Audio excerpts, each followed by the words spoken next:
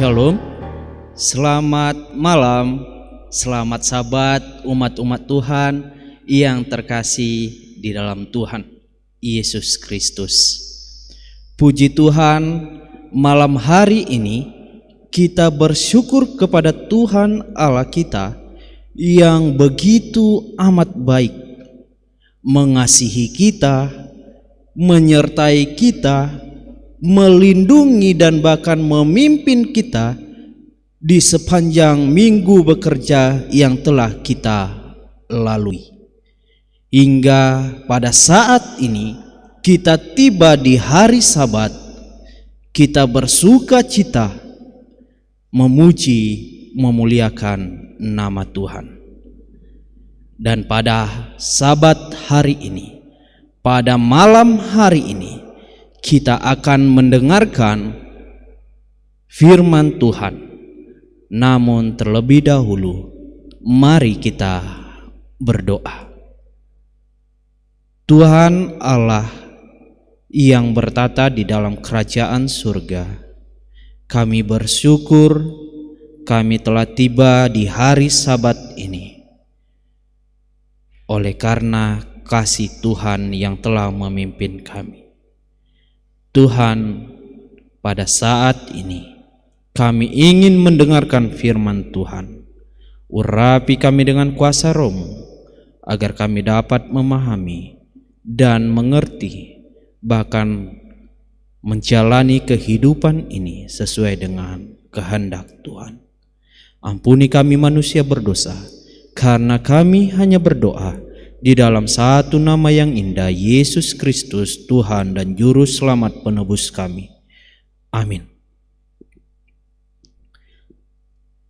Bapak, Ibu, saudara-saudari yang terkasih di dalam Tuhan, kalau melihat kehidupan umat-umat Tuhan pada zaman ini, kalau kita melihat kehidupan manusia pada zaman ini, di mana rata-rata sedang sibuk dengan dirinya sendiri.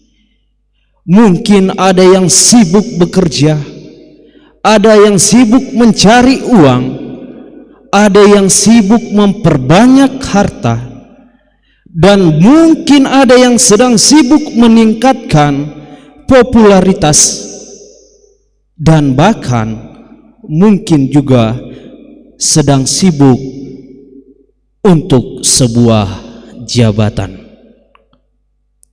Mungkin di zaman ini, pada saat ini, orang-orang, umat-umat manusia sedang berlomba-lomba meningkatkan popularitas dan bahkan mencari sebuah jabatan.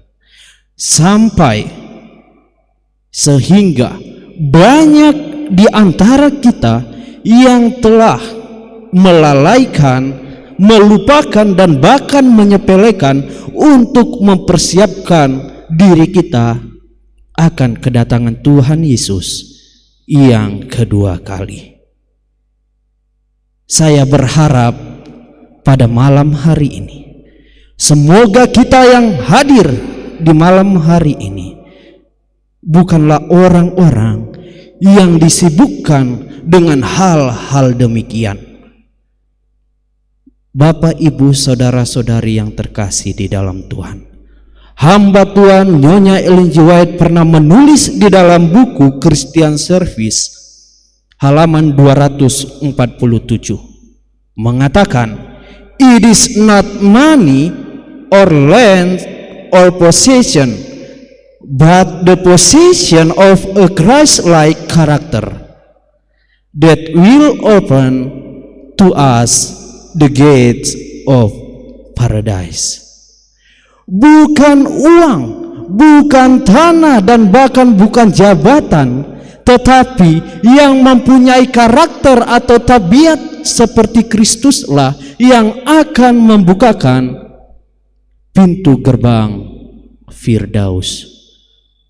Mari kita mempersiapkan diri kita untuk kedatangan Tuhan yang kedua kali. Bagaimana karakter kita harus dan bahkan mengikuti karakter Yesus yang telah memberikan teladan bagi kita. Bapak Ibu yang terkasih, jikalau kita sedang sibuk untuk meningkatkan popularitas, mencari-cari sebuah jabatan, memperbanyak harta, itu hanyalah sia-sia belaka. Firman Tuhan di dalam 2 Petrus 3 ayat yang ke-10 mengatakan, 2 Petrus 3 ayat yang ke-10 mengatakan, tetapi hari Tuhan akan tiba seperti pencuri. Pada hari itu langit akan lenyap dengan gemuruh yang dahsyat dan unsur-unsur dunia akan hangus dalam nyala api, dan bumi dan segala yang ada di atasnya akan hilang lenyap. Semuanya akan lenyap di saat Yesus datang yang kedua kali. Mari kita mempersiapkan diri kita, memperbaiki diri kita untuk menantikan kedatangan Tuhan yang kedua kali. Firman Tuhan mengatakan kembali di dalam 2 Petrus 3 ayat yang ke-14 demikian. Sebab itu saudara-saudaraku yang kekasih, sambil menantikan semuanya ini, kamu harus berusaha supaya kamu kedapatan tak bercacat dan tak bernoda di hadapannya dalam perdamaian dengan Dia.